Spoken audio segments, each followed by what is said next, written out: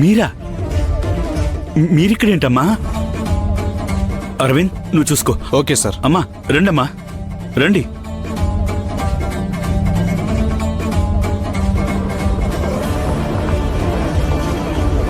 అమ్మా, పాపతోటి నువ్విక్కడున్నట్టువేంటమ్మా? నీకసలు ఇక్కడ ఉండాల్సిన కర్మ ఏంటి? అసలు ఇక్కడ ఎందుకున్నావమ్మా? ఇలాంటి ఘోరాన్ని చూస్తానని నేను కలలో కూడా ఊహించలేదమ్మా. మీది ఎలాంటి ఫ్యామిలీ, ఎలాంటి ఉన్నత కుటుంబంలో పుట్టారు? పాప పేరు మీదనే కోట్లాస్తున్న మీరు ఇక్కడుండటమేంటమ్మా? ఒకరి దగ్గర ఫుడ్ కోసం చేయి చాచటమేంటమ్మా? ఇది నేను చూస్తూ తట్టుకోలేకపోతున్నాను తల్లి.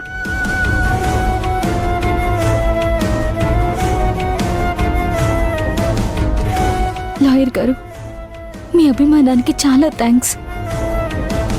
మీరు చూపించిన ప్రేమకి, ఆప్యాయతకి మీకు చేతులెత్తి మొక్కుతున్నాను. అయ్యయ్యో, నీవి మొక్కించుకునే చేతులు తప్ప మొక్కే చేతులు కాదమ్మా. అసలు ఏమైందమ్మా? ఇలాంటి పరిస్థితి ఎందుకు వచ్చింది? నిన్ను మాత్రం ఇక్కడ ఉంచనమ్మా. నేను ఇటువంటి ప్లేస్లో చూస్తూ నేను తట్టుకోలేకపోతున్నానమ్మా. మన ఇంటికి వెళదాం పద. థ్యాంక్స్ లాయర్ గారు, మీరు రమ్మన్నందుకు మీకు రుణపడి ఉంటాను. కానీ కానీ మీతో పాటు రాలేను. ఈ కలికాలంలో మిమ్మల్ని ఇలా చూడటం ఇదే కలికాలం ఏమో అనిపిస్తుందమ్మా. మీకు తండ్రి లాంటి వాణ్ణి, తప్పుగా అనుకోకండమ్మా. రండమ్మా, మన ఇంటికి వెళదాం. నువ్వు మా ఇంటికి వచ్చాక నీ సమస్య ఏంటని నేను అడగను. అక్కడ నీకే లోటు రాకుండా చూసుకుంటాను. ఆ తర్వాత ఏంటి అనేది మనం ఆలోచించుకోవచ్చు. లాయర్ గారు, దయచేసి నేను ఇక్కడున్న విషయాన్ని ఎవరికి చెప్పొద్దు. చెప్తే ఇక్కడే కాదు, అసలు ఈ భూమి మీదే నేను ఉండను. అమ్మా, ఏం మాట్లాడుతున్నారమ్మా? అసలు ఏమైందమ్మా? అంత బాధ ఏమొచ్చింది తల్లి? అసలు ఏం జరిగిందో నాకైనా చెప్పండమ్మా. వద్దు లాయర్ గారు, నేను ఇక్కడున్నానన్న విషయం మాత్రం ఎవరికి చెప్పొద్దు. మీరిచ్చిన డబ్బుతోనే బతికాను. మీ నాన్నగారి దయతోనే లాయర్నయ్యాను. ఈరోజు ఆయన చేసే పనిని నేను కొనసాగిస్తున్నానమ్మా. 10 మందికి సాయం చేయాలని మీ నాన్నగారి నుంచి నేర్చుకున్నానమ్మా. అటువంటి వారి కడుపుని పుట్టిన మీరు ఇక్కడ ఇలా ఉండటమేంటమ్మా? మీ పాపకి ఈ పరిస్థితి ఏంటమ్మా? దయచేసి నాతో పాటు మా ఇంటికి రండమ్మా. ప్లీజ్ అమ్మా, రండమ్మా. వెళ్ళమని చెప్తున్నాను కదా, వెళ్ళండి ప్లీజ్.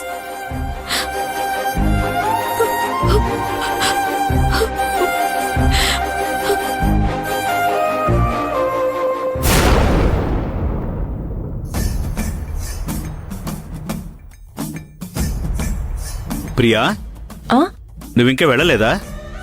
వెళ్ళకపోయావా?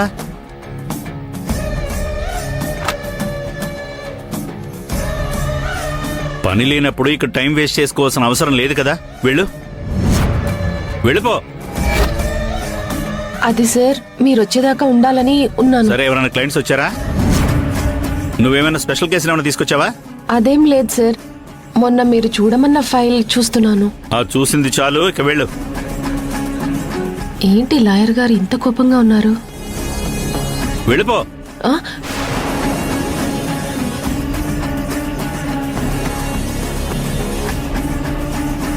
ప్రియా, ఏదో చికాకులో ఉన్నాను, ఇబ్బంది పడకు. ఏమైంది సార్? నిజంగానే మీరు చాలా చిరాగ్గా ఉన్నారు. ఏమైంది అసలు? మంచికి మంచి జరగటం లేదు.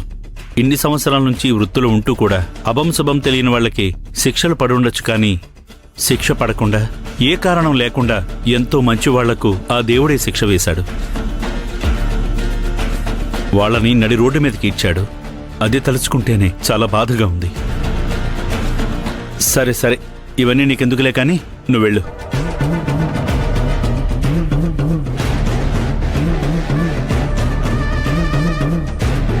లాయర్ గారు ఇంత సీరియస్గా ఉన్నారంటే, నన్ను కసురుకున్నారంటే ఏదో ఇంపార్టెంట్ విషయమే ఉంటుంది.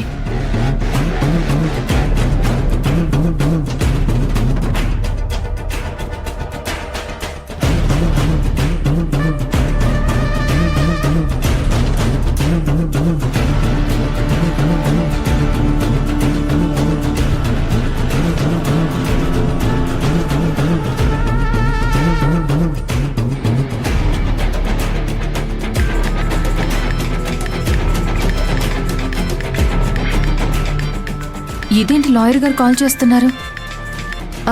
నమస్తే లాయర్ గారు, చెప్పండి. భూమి గారైనా మాట్లాడేది? అవును లాయర్ గారు, చెప్పండి. అక్కడ సుహాసిని ఉన్నారమ్మా?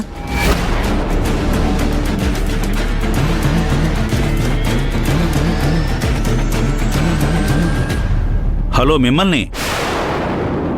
అక్కడ సుహాసిని మేడం గారు ఉన్నారా? సార్, అది సుహాసిని. ఎక్కడుందో చెప్పండి అమ్మా, ఒకసారి ఫోన్ ఇవ్వండి తనకి. ఏంటమ్మా మాట్లాడువు? లేకపోతే మీ ఆయనకి ఫోన్ ఇవ్వు. అది కాదు లాయర్ గారు. లేదంటే సుహాసిని వాళ్ళ ఆయనకి ఫోన్ ఇవ్వు. ఏంటి లాయర్ గారు, ఏం జరిగింది? ఎందుకు ఇలా మాట్లాడుతున్నారు మీరు?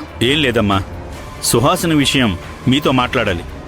మీరు అర్జెంటుగా ఇక్కడికి రావాలి. ఏమైందో చెప్పండి లాయర్ గారు. మీరు రండమ్మా, మాట్లాడుకుందాం. మీరు వచ్చాకనే మొత్తం మాట్లాడతాను. నేనే మీ ఇంటికి వచ్చి మాట్లాడేవాడిని, కానీ మేడం ఎప్పుడూ చెప్తుండేవారు మా ఇంటికి వచ్చి ఏం మాట్లాడొద్దు అని. అందుకని నేను మీ ఇంటికి ఎప్పుడూ రాలేదు. అవసరం లేదు లాయర్ గారు, మీకంత శ్రమ అక్కర్లేదు, మేమే వస్తాం.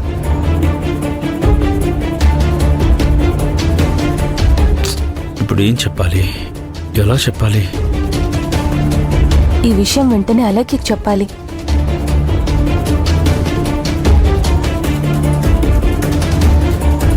మాధవ్, లాయర్ గారు ఎందుకో అర్జెంటుగా రమ్మంటున్నారు. సుహాసినికి ఫోన్ ఇవ్వమంటున్నారు. సుహాసినికి ఇవ్వకపోతే బావగారికైనా ఇవ్వమంటున్నారు. ఏదో మాట్లాడుతున్నారు తప్ప అతను కూడా చాలా కోపంగా ఉన్నట్టు అనిపిస్తుంది. నాకేం అర్థం కావడం లేదు మాధవ్.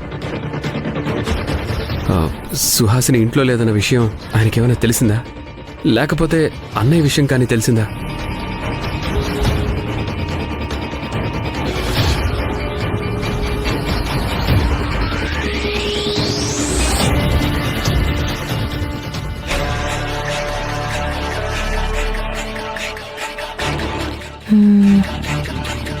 మా లాయర్ గారు నా మీద కోపడ్డారంటే ఏదో ఒక సిన్సియర్గా సీరియస్ సబ్జెక్ట్ ఉన్నట్టుంది.